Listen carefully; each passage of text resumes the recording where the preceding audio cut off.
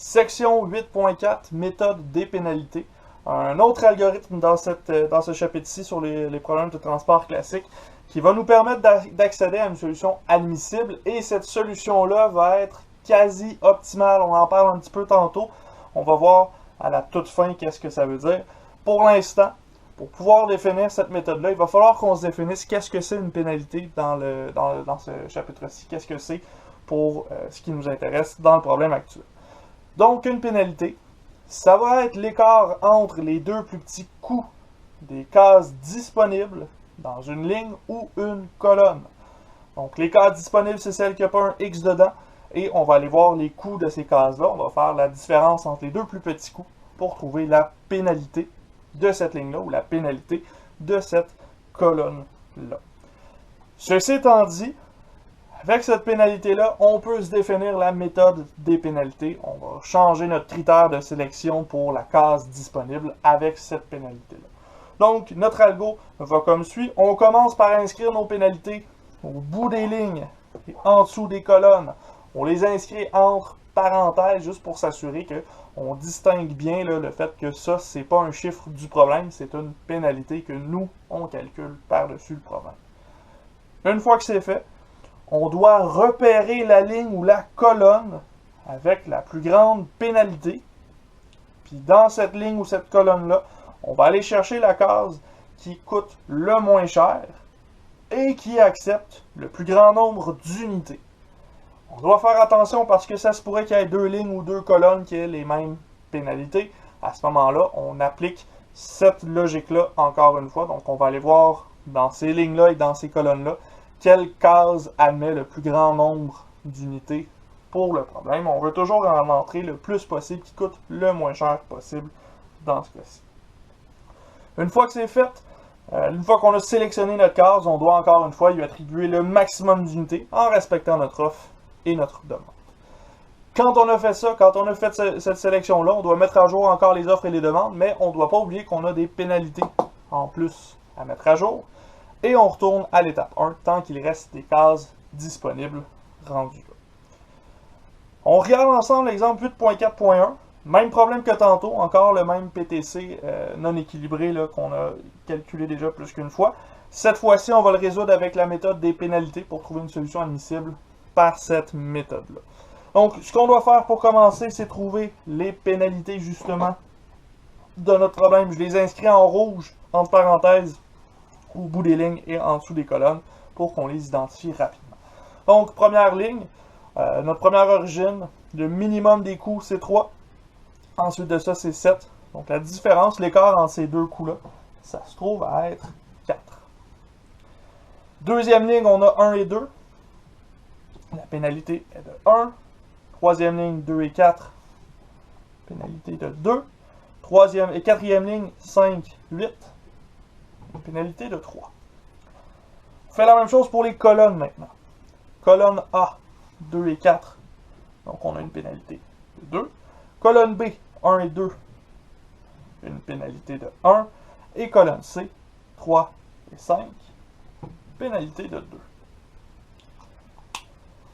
Ceci étant dit, une fois que j'ai inscrit mes pénalités, je dois choisir la ligne ou la colonne qui a la plus grande pénalité. Dans ce cas-ci, ligne 1, on a une pénalité égale à 4. C'est la plus grande pénalité du problème actuel. Ce qui veut dire que je vais aller dans cette ligne-là trouver la case qui a le plus petit coût, 3, et je vais lui ajouter le plus possible en respectant l'offre et la demande de mon problème. Ici, ce sera 6. Quand c'est fait, j'actualise l'offre et la demande. Les cases 2C, 3C, 4C deviennent indisponibles. Et la pénalité de la colonne C disparaît également. Par contre, le 3 qu'on a utilisé, c'est celui qui nous donnait la pénalité de 4 entre le 7 et le 3.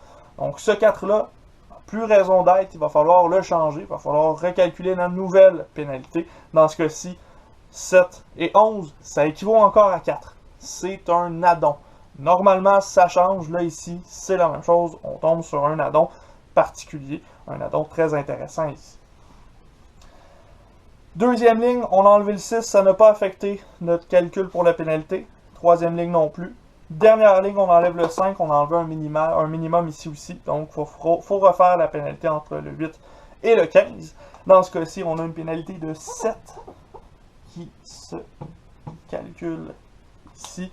Donc, on est rendu avec une pénalité de 7 pour la ligne numéro 4. Il nous reste encore 8 cases disponibles. Je vais chercher la ligne ou la colonne qui a la plus petite pénalité, la plus grande pénalité, pardon. Dans ce cas-ci, ligne 4, avec une pénalité de 7, plutôt, on domine clairement les autres pénalités. Ici, je vais choisir la case qui a le plus petit coup. On a un 8 qui est le plus petit. C'est pas très petit 8, mais c'est le plus petit dans ce cas-ci. Donc, on va chercher cette case-là. Et ici, 8, on a le choix entre 8 pour l'offre, 12 pour la demande. On va aller chercher le 8 l'offre. Donc, ce 8-là va devenir 0. Le 12 devient 4. Et le reste de la ligne 4 devient indisponible, ce qui fait que la pénalité de cette ligne-là n'a plus de sens. À ce stade-ci, là, je dois vérifier mes colonnes parce que j'ai vérifié déjà les lignes. C'est seulement la 4 qui a été bougée. Dans mes colonnes ici, pour les pénalités, pour la colonne A, on avait 2 et 4 sont encore là, ça n'a pas changé. Et pour B, on avait 1 et 2 sont encore là, ça n'a pas changé. Donc, j'ai pas d'actualisation de pénalité à faire ici, mis à part que j'efface la pénalité de la ligne 4. Je continue avec la prochaine ligne ou colonne qui a la plus grande pénalité. Encore une fois, la ligne 1 ici avec une pénalité de 4. Donc, dans ce cas-ci, je vais choisir le plus petit coup entre 7 et 11. Ce sera 7.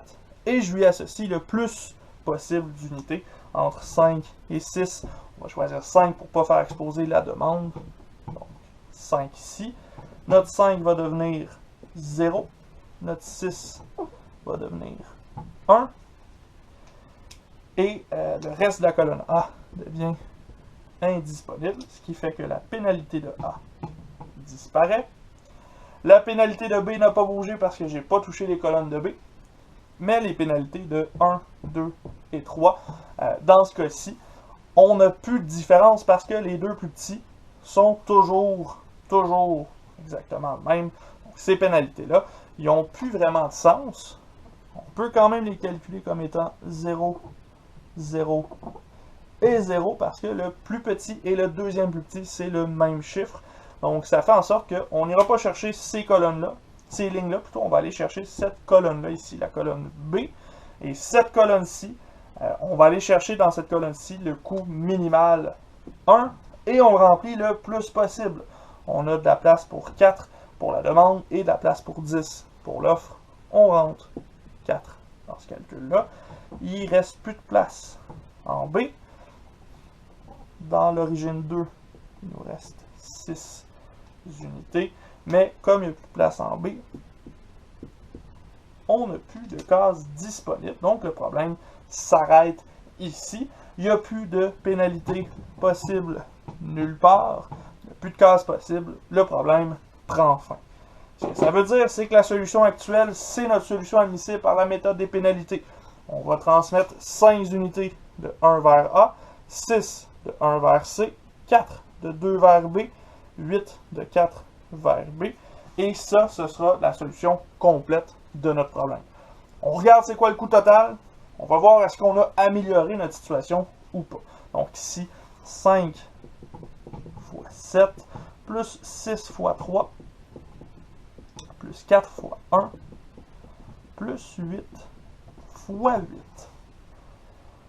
Donc là, le 8 fois 8 qui est ici, à mon avis, il va venir faire planter le problème. On risque d'avoir un gros score pour le coup ici.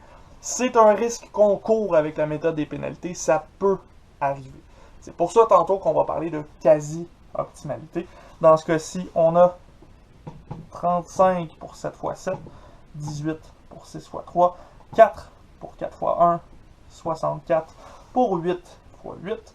Donc, on fait ce calcul-là. On obtient 121.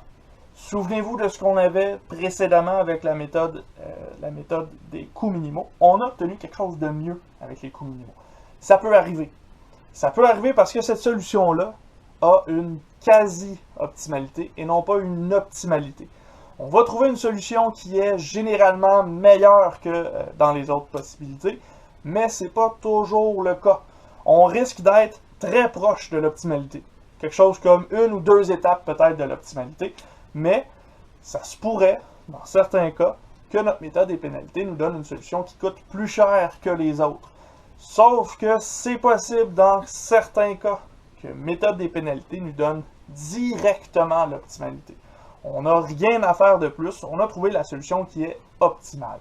Cette méthode-là est une méthode qui est un petit peu plus risquée, parce qu'on pourrait avoir une méthode qui coûte plus cher et qui a besoin d'être modifiée pour être optimale, mais on pourrait aussi tomber directement sur une méthode optimale. Alors que dans le cas du coin nord-ouest, les chances qu'on tombe sur une méthode optimale, une solution optimale, sont très minces. C'est presque jamais le cas quand on fait un coin nord-ouest. Pour la méthode des coûts minimaux, on pourrait tomber sur des solutions optimales, mais on n'a rien qui nous assure qu'on va tomber sur quelque chose de bon. Alors que la méthode des pénalités, étant donné qu'on tient en compte les pénalités, justement ça nous assure que très souvent on va tomber sur une solution optimale. La méthode des pénalités, c'est très utile si on tombe sur la méthode optimale, sur la solution optimale plutôt, mais ça pourrait nous amener à une solution qui n'est pas la bonne dans ce cas-ci. Je vous laisse maintenant faire l'exercice 8.4.2 et l'exercice 8.4.3. Je vous donne les solutions, puis on mettra fin à cette section-ci. Voilà là, les solutions pour l'exercice 8.4.2. Vous aviez en 8.4.2 à faire une méthode des pénalités sur cet exemple-ci. Vous devriez obtenir la solution qui est ici. Faites pause pour être sûr que vous avez les bonnes solutions. Puis en 8.4.3, vous demandait de faire les 3 techniques une après l'autre. Donc pénalité pour le premier. En B, on vous demandait la méthode des coûts minimaux. Et en C, on vous demandait le coin nord-ouest. Donc assurez-vous que vous êtes capable d'arriver à ces solutions-ci. Et si jamais vous avez de la misère avec ça, si jamais vous avez des questions, n'hésitez pas à me contacter moi ou Francis dans le Teams. Ça va nous faire plaisir de répondre à vos questions. Sur ce, on vient de terminer la section 8.4. Donc, on se revoit dans une prochaine vidéo. Section 8.5, on va parler du stepping stone, dernier algorithme de cette section-ci. Dernier algorithme de ce chapitre-ci plutôt. Ce sera l'algorithme qui va nous donner là, une solution optimale. Ça va nous permettre d'aller chercher une optimalité sur une solution déjà existante. Et on va faire ça dans la prochaine section, dans notre prochaine vidéo.